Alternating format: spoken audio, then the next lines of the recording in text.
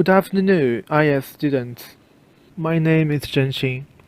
Today I will be sharing with you the topic regarding privacy, alongside with Albert and Jimmy, who will be presenting the two recent examples of privacy discussions and what the people's concerns.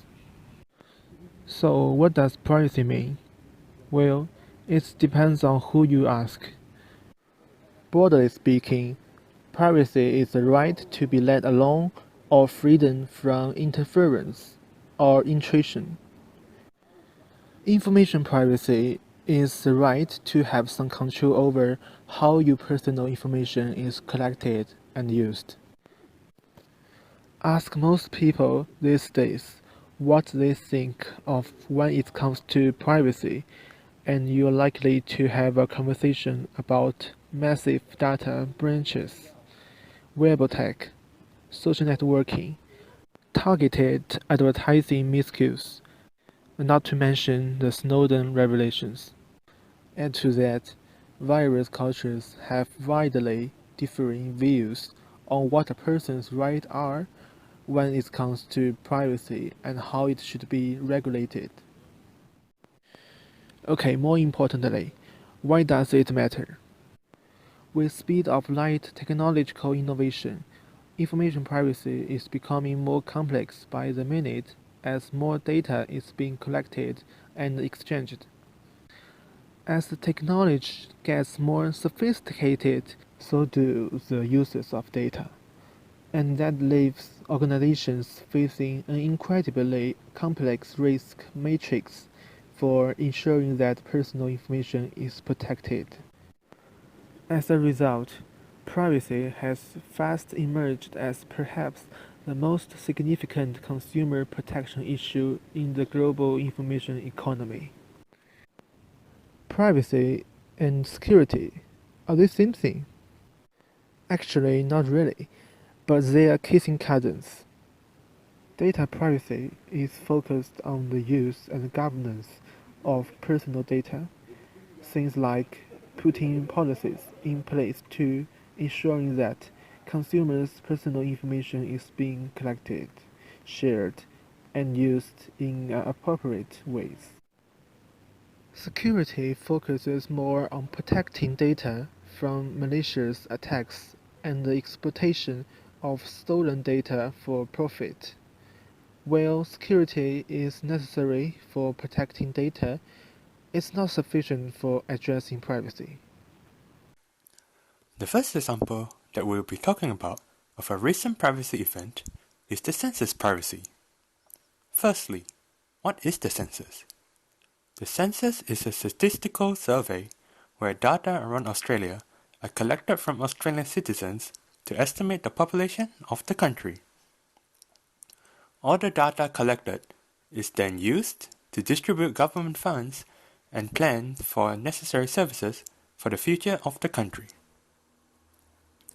On the night of the 9th of August 2016, there were millions of Australians trying to complete the census when suddenly the census website shut down.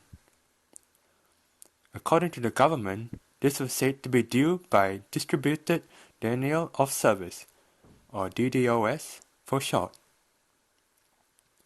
This has caused many people to be concerned about their personal information that will enter onto the website being stolen by potential theft and hackers. During the night of the incident, the census website shut down. This had everyone's entered personal details being lost, which increased their concern about their information being stolen.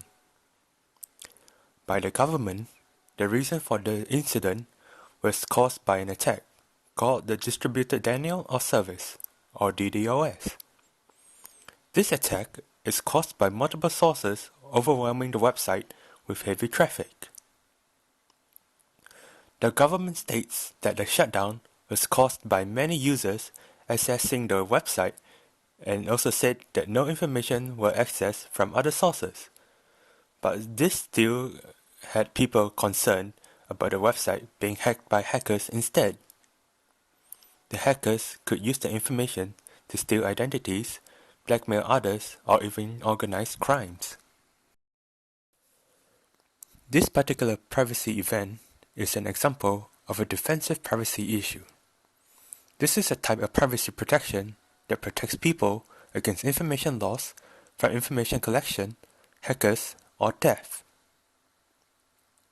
This is the territory of criminals such as phishers, identity thieves, and organized crimes. The good thing about defensive privacy is that all losses are only temporary.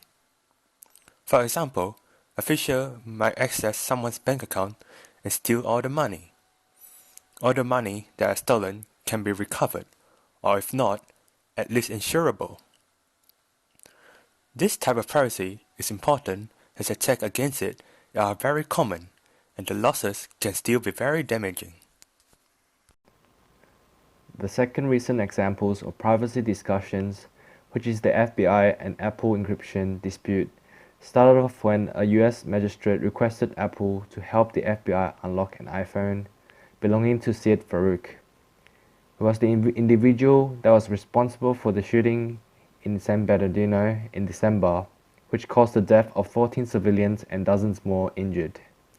However, Apple has a policy to never undermine the security feature of its products, which then leads to the FBI and Apple encryption dispute. The FBI wanted Apple to decrypt iPhone, which involves creation of a new version of the phone's IIS operating system that could be installed and run in the phone's random access memory to disable certain security features. Then there's overhauling the system that has a feature which disables the access to the user's phone after 10 unsuccessful password attempts, and then creating a backdoor into its security system that can expose its customers to security risks. Apple declined to assist the FBI. The Apple chief executive Tim Cook called the order chilling, and it would require writing new software that would be a master key capable of opening hundreds of millions of locks, further emphasizing doing so enables FBI to do the same to other phones with no restrictions. However, after a lengthy debate between Apple and FBI on cracking the encrypted iPhone, the investigators have gained the access they've needed without Apple's help, which raises a lot of privacy concerns. Apple users will certainly feel insecure and unsafe as their privacy can now be easily accessed by the FBI, and they are vulnerable to security threats due to loopholes within the heavily encrypted device being breached. As for other tech giants, they can be faced with similar concerns, which is data breach with what is happening here at Apple.